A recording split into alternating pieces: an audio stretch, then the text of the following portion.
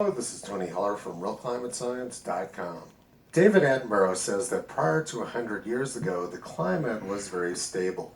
He must not remember 1910 when this is what Paris looked like for 2 months. During January and February of 1910, Paris looked more like Venice. The Catholic Church blamed the bad weather on the government and the wickedness of the Parisian people. They said that God was destroying Paris just like Sodom and Gomorrah. So pretty much the same story as now, except that Paris isn't flooded. And for the new climate religion, sin is measured by one's carbon dioxide emission levels. Thousands of people were starving, bridges were falling, and Paris was threatened by the danger of disease. There's nothing quite like rowing through the streets of Paris during February. Fortunately, people were still feeding the polar bears at the zoo. But on the other side of the pond in America, something completely different was occurring. March of 1910 was by far the warmest March on record in the United States. 2/3 of afternoon temperature measurements taken in the United States during March 1910 were over 60 degrees Fahrenheit. And almost 40% of days were over 70 degrees Fahrenheit. And not surprisingly, March of 1910 was by far the driest March on record in the United States. Paris was flooded, but the United States averaged less than 1 inch of rain during that month. The drought continued in the United States all through the summer, and during August of 1910, the United States had its largest forest fire on record. 3 million acres of Idaho, Montana, and Washington burned in just a few hours. There were hurricane-force winds. The 1910 forest fire was much worse than anything which modern Americans have experienced. The flames brought death and devastation and an appalling loss of life. And later in the year, even deadlier fires occurred in the United States and Canada.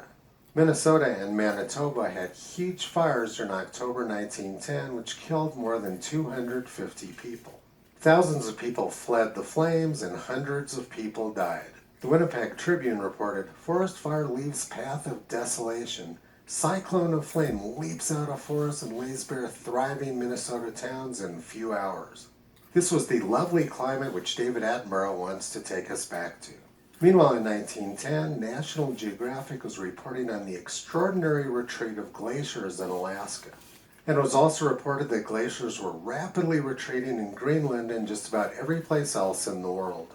But never mind the heat, drought, fires, and rapid retreat of glaciers, NASA says 1910 was one of the coldest years on record. By December of 1910, an immense stretch of England was underwater from an excess of rain. And they were having massive bushfires in Australia at the same time. 1911 got off to a very fast start too. On January 9th, 1911, Cheyenne, Wyoming, where I live, was struck by a tornado. Tornadoes require very warm, humid air, and it's pretty difficult to imagine us having that here in January. Usually it's pretty cold. And at the same time in 1911, Australia was having more disastrous bushfires. By the end of January 1911, Texas was having an unprecedented heat wave. Fort Worth got up to 93 degrees on February 2nd, 1911. And that was just the beginning of the heat. During May of 1911, the United States had an unprecedented heat wave. Temperatures got over 100 degrees in New England, and hundreds of people were dying from the heat. Temperatures got over 100 degrees in Washington, D.C., and they had to shut the schools down. Then came July. July 4th, 1911 was by far the hottest on record in the United States. The Boston Globe reported 112 degrees in Maine and 110 degrees in New Hampshire on July 4th, 1911. The heat wave of 1911 lasted for 11 days in New England and killed as many as 2,000 people. Lots of people committed suicide to escape the heat. And the heat of summer 1911 was even worse in Paris. They had a 70-day heat wave which killed more than 40,000 people.